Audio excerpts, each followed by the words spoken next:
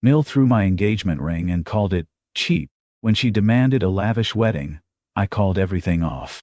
I'm a 29-year-old guy who's always been smart with money. Growing up in a modest household taught me the value of financial stability over flashy spending. So when I got engaged, I chose a ring that meant something special without drowning me in debt.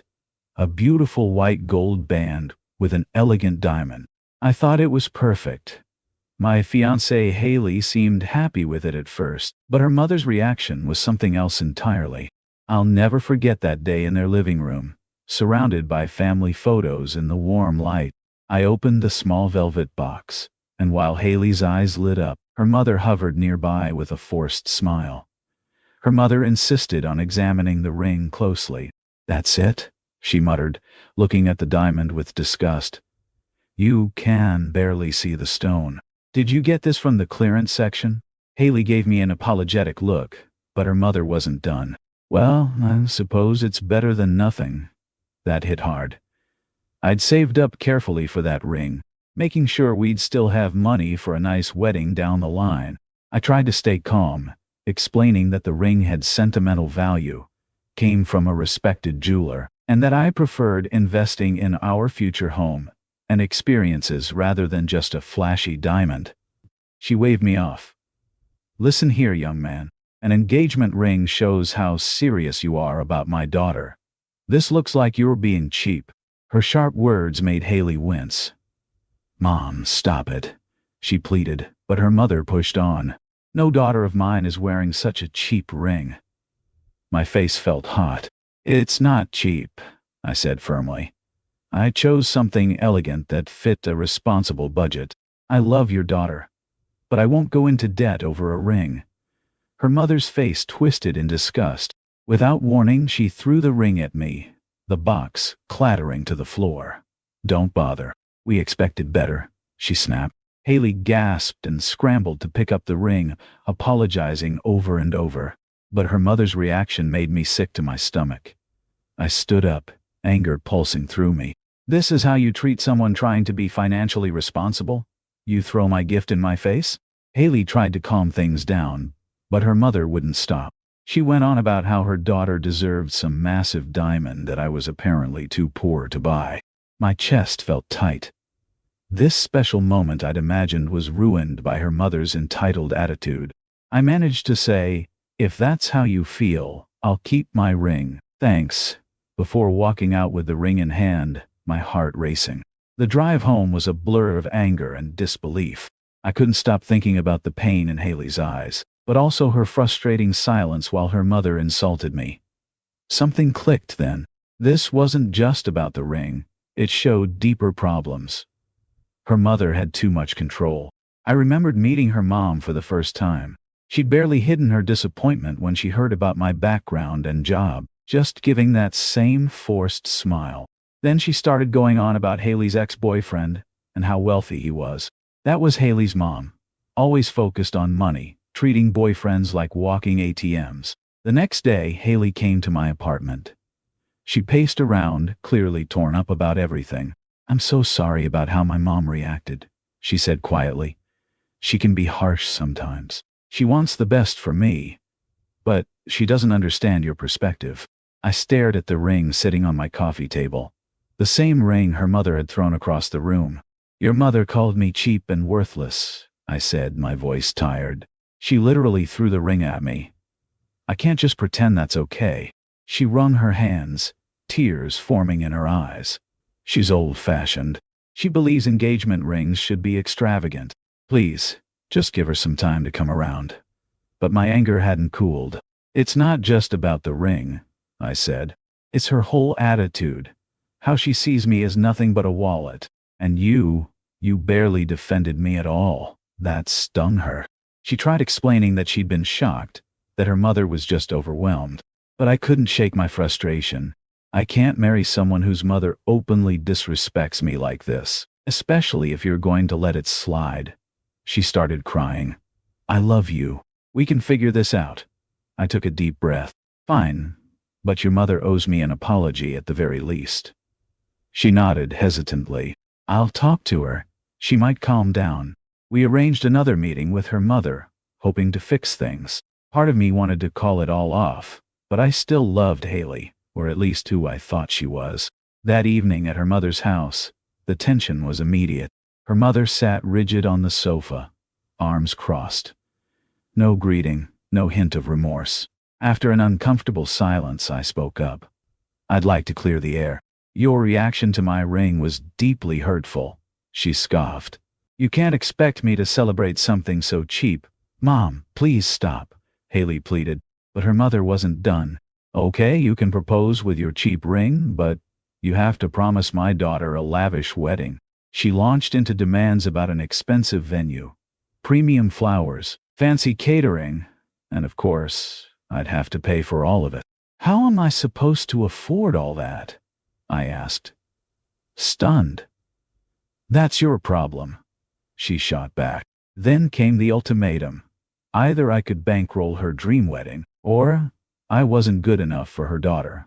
I looked at Haley, hoping she'd finally stand up for me, but she just mumbled, "Mom, let's not do this."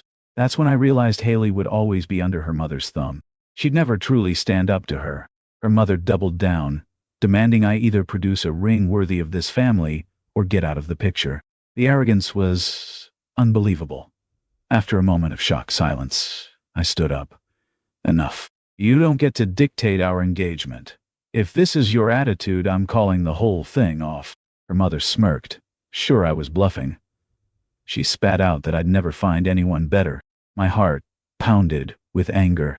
I looked at Haley one last time, searching for any sign of real support. She just sat there, torn and paralyzed. Her mother took my silence as weakness. "Don't come crying back later. My daughter can do better." That sneer was the last straw. "We're done. Engagement's off." The room went dead quiet. Haley's eyes went wide. You can't just call it off," she stammered. "We love each other." Her mother rolled her eyes like my decision to walk away was just a minor inconvenience. But I wasn't backing down. "I won't be insulted like this. I won't marry into a family that sees me as nothing but a bank account." I put the ring on the table. "Since it's so worthless to you, keep it. Or throw it again. I don't care." I walked out, ignoring Haley's calls after me. My chest felt heavy, but also strangely lighter, like I'd broken free from something toxic. The aftermath was intense. Haley bombarded my phone with texts and voicemails, switching between apologies and anger. She claimed she'd finally told her mother off, that she just needed another chance. But I knew if I gave in, her mother's demands would start up again. I was done with that game. Then her mother tried her approach, a condescending text saying she'd forgive my disrespect if I apologized, and came back with a bigger diamond. The nerve of this woman still thinking she controlled everything was astounding. A week later, Haley showed up at my door unannounced. I let her in, half expecting another fight. Instead, she looked defeated. "Mom's out of line, I know," she admitted. "But she's my mother. I'm stuck in the middle. I want to marry you, not her. Can't we just ignore her?" I shook my head. Ignoring her won't fix anything. She feels entitled to run our relationship, and you won't stand up to her. That means every time she demands something, you'll cave. She grabbed my hands, crying, "I swear I'll set boundaries. Please don't end us over this." My heart ached. I did love her, but her mother's toxicity poisoned everything. "Your mother threw my ring at me and called me cheap. She wants me to buy some ridiculous diamond we can't afford. You didn't defend me. That's not how a marriage should start." She broke down sobbing, trying to hug me, but I stepped back. "I'm sorry," I said softly. "I can't unsee what happened. The engagement is really over." She left in tears, still begging for another chance. Her mother, furious that I wouldn't back down, started spreading rumors that I was financially unstable and too cheap to provide for a wife. She also called me a failure. She told everyone I'd humiliated her daughter and angrily taken back the ring. But some people who knew me saw through her lies and quietly supported me, saying I dodged a bullet. Apparently, her mother's controlling behavior was well known. Haley wouldn't give up. She tried cornering me at work, swearing she'd cut off her mother if that's what it took. But her story kept changing. She'd beg for another chance without ever fully admitting how wrong her mother was, making empty promises about handling things better. Finally, she made one last attempt, showing up crying with the ring box. "Take this back," she pleaded. "I want to start fresh. I'll tell Mom she has no say." My anger flared seeing that ring again. "We can't just restart. She disrespected me completely. And you let her. There's no reset button for that kind of betrayal." Desperate, she offered a compromise. I could buy a bigger diamond if I wanted to, and her mother would apologize. I couldn't help but laugh. "You think an apology from your mother will fix this? After she bragged about me being cheap and worthless?" She flinched. "I know it's awful, but she's my mother. We can't just cut her off." "Then that's your choice," I said firmly. "Stay under your mother's control or move on without me. I won't be part of her twisted fantasy." She kept crying, but I held my ground.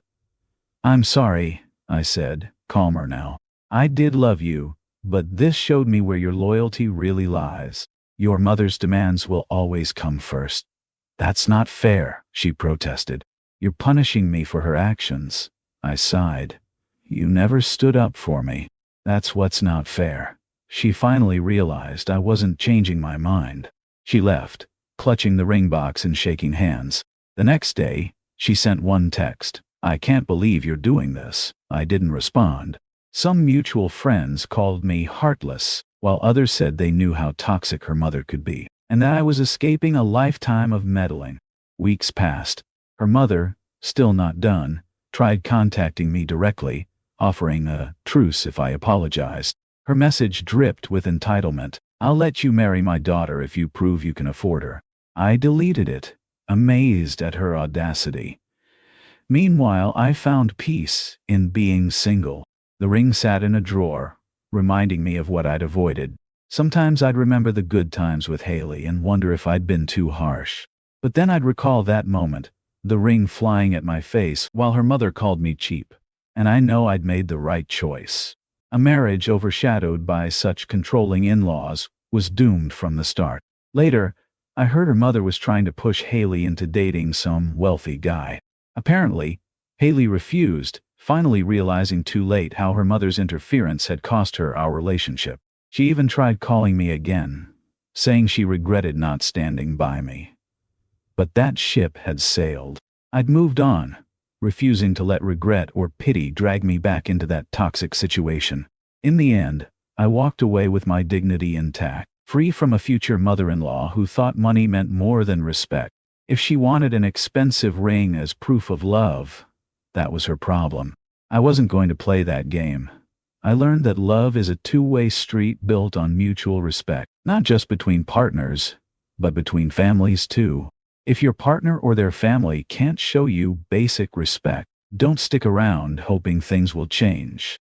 You deserve someone who values you, and a family that welcomes you as one of their own.